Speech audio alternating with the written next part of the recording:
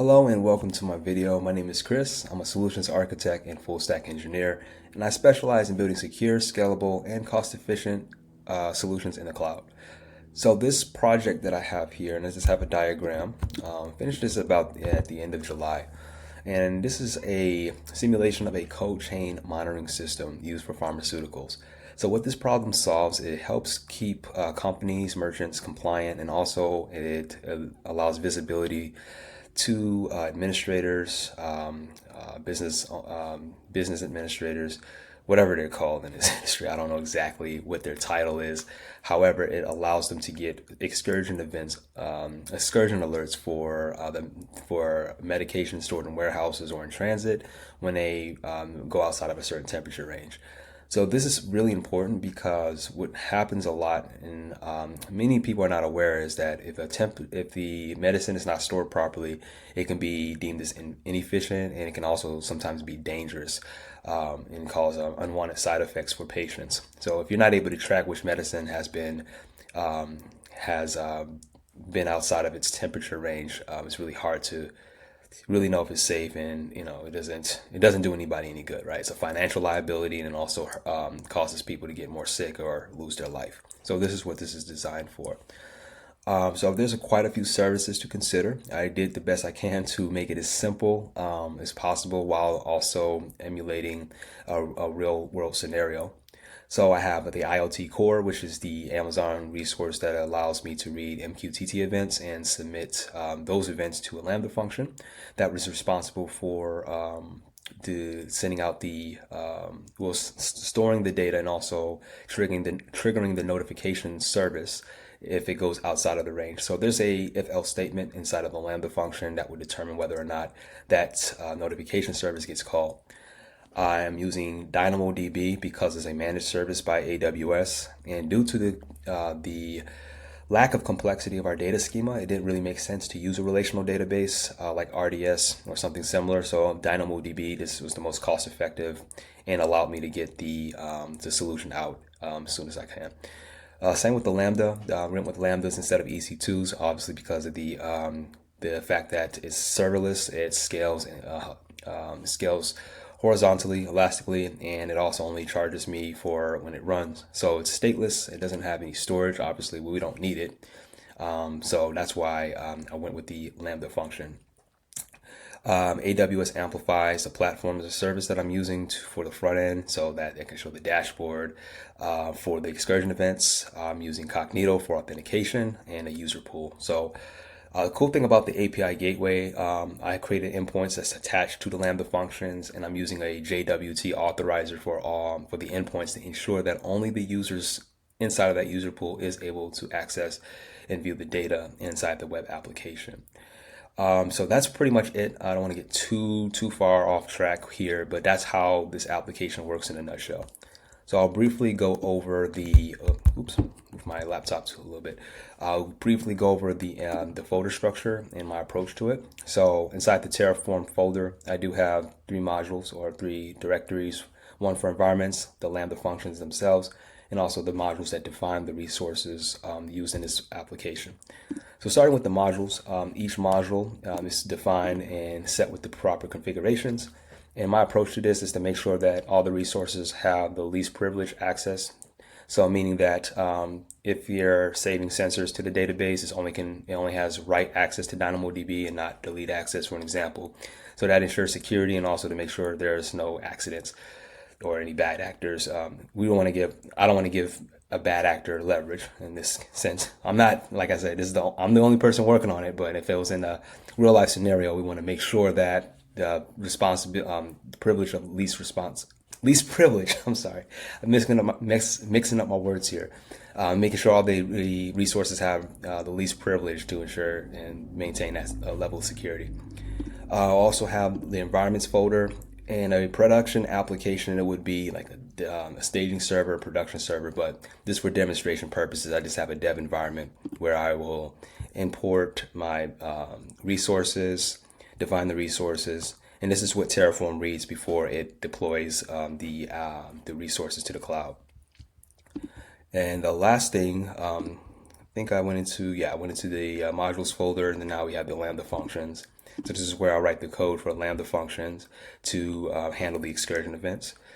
Or this one actually gets the excursion events, but to store the excursion events, for example, I have the schema here is taking a payload, and then there's also a if-else statement that determines whether an excursion event gets sent out. So as you can see, if it's outside of the temperature range, it will send this alert out so that people who are subscribed to it more likely will be administrators or whoever business executive, whatever, whoever's tracking that. Like, again, I don't know what the name of those people are, but so that's what the intent of that is. I also have the modules zipped. So I have so any modules that I need, and this is required anyway with Lambda functions, got to use a zip folder to unpackage it. And this also allows you to add more or more packages, like node package modules that's not included with the AWS environment. So if you wanted to add third parties, that's how you're able to do it, by zipping it and uploading it to the cloud there. And last but not least, I wanted to talk about the Terraform state. So this allows Terraform to keep track of itself. So to make sure that when you are creating resources or removing resources, it has a reference to the most previous version of that. So you can always make sure that you're up to date. And also when other people are working on an application, they will also be on the same version. So there's a locking file too that gets saved to the DynamoDB, to another DynamoDB database table. But in this example, since we're not working with a large team, that's something we're going to bypass. So there will be a flag that I will show you in a second that will allow me to upload this resource without worrying about the locking for right now. But in a real life scenario, you would want to use some locking file for that. So I'm inside the dev folder. And the commands that I'm going to use to check my Terraform configuration is this command called Terraform plan. I'm going to do lock equals false. That's the flag, so we don't have any issues with planning it. So as you can see, it defines the resources. Since I already know what I'm deploying to my account, I'm not going to go over this exhaustively, but I'm just going to let you see what exactly it looks like before it deploy those resources. Another cool thing about Terraform that it makes the resources in order, so it doesn't matter where your blocks are. It makes sure that your any resources that's dependent on each other is not made before that resource. So, for example, if you are creating a VPC, or not a VPC, but if you're creating like a virtual machine, obviously you would need to have a subnet, and it has to also be inside of a virtual private cloud. So it ensures that those resources are set before creating the EC2 instance or whatever service that you're deploying inside of that. So yeah, that's looking good. And now the next thing I'm going to do is do a Terraform apply. You type that command there. And then and it's just showing the same thing we have for the plan, but this will allow us, the Terraform apply allows us to enter the command or the phrase yes to confirm those changes. So we'll give that a second. It'll take up just a few, I think about 15 seconds. The application will get deployed. And once this is up and ready, I'm going to show you the next phase, which is setting up the environment variables for the front end and ensuring everything's connected so we can see the excursion events in the dashboard from the front end, from the Amplify app on the front end. All right, so now that the resource has been deployed, and I have also went ahead and made some of the changes so I can be able to show you the end result without having to expose any of my personal or any credentials or whatever. So here's the front end, and then I'll also show you what I did to set this up. So what I had to do was go into I'm in the wrong spot. Go to code chain, and I had to go to the hosting environment variables, and I had to make sure that this URL matched the API gateway's URL. So whenever you do a new deployment, you will get a new URL. So that needs to be changed. And once you go to the API gateway, I'll show you what I did here. So here's from the diagram, I did mention the authorizers that protect the endpoints, and that make sure is that only the users in the user pool can access these endpoints. And I also have to add the cores. So the cores allow cross access control, allow origin is set to the URL of the front end for the Amplify app. I have content type and authorization, and then also the required the access control allow methods, which is required before we get data coming into the application. So this ensures that only traffic from this application is permitted to talk to this server. So that's one layer of protection that is used on top of the authorizers. So as we can see inside of the application, I will refresh and I'll wait till that loads back up.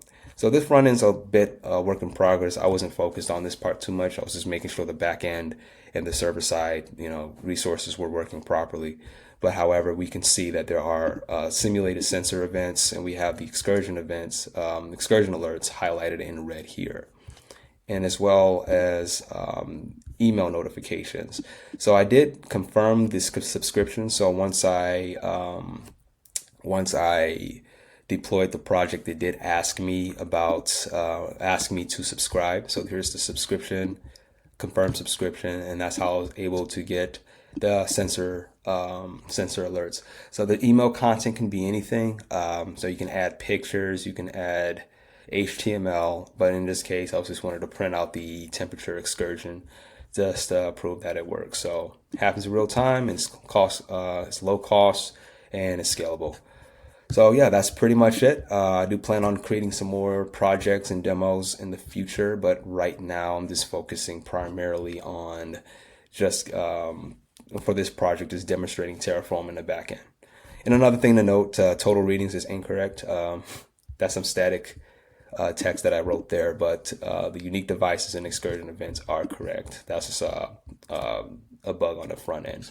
So yeah, once again, thanks for watching. My name is Chris. If you have any questions, or if you're interested in implementing a system like this, or if you have any questions about cloud software engineering, we're building modern software and distributed systems, feel free to reach out, and take care.